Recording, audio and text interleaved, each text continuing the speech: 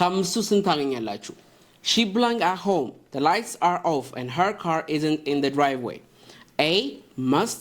B, can't. C, should. And D, has to. Alright, so እዚህ ጋር እያወራን ያለ ነው ስለምንድን ነው? በጣም ስትሮንግ ሰርቲኒቲን የሰጠን ነገር ነው ማለት ነው። ስለሆነ ነገር እርግጠኝነት እያወራን ነው። ምክንያቱም እዚህ ጋር ምን ይለናል? መብራቷ ጠፍቷል። ፕላስ ደግሞ መኪናዋ ምን ላይ ድራይቭዌይ ላይ የለም እያልን እየተናገረን ነው። ስለዚህ ይሁን ነገር ስትሮንግ ሰርቲኒቲ በሚኖረን ጊዜ ስትሮንግ ሰርቲኒቲ በሚኖረን ጊዜ ምን ነው የምንጠቀመው? ካን የሚለው መጠቀም እንችላለን። በት እዚህ ጋር በምንድን ነው? ኔጌቲቭ ነው። ስለዚህ ምን እንጠቀማለን? ካንት የሚለውን እንወስዳለን ማለት ነው።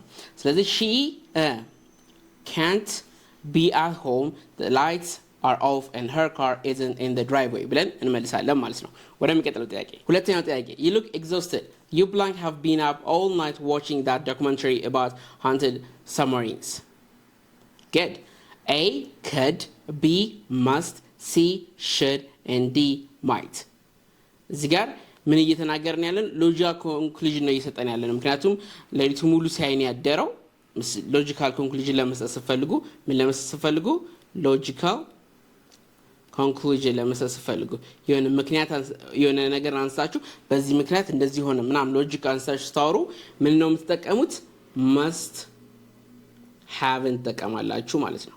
እንደዚህ ሊሆን ይችላል ብላችሁ ለማውራት ስትፈልጉ ስለዚህ መልሳችን ቢሆንና you look exhausted you must have ብለን እንቀጥላለን ማለት ነው።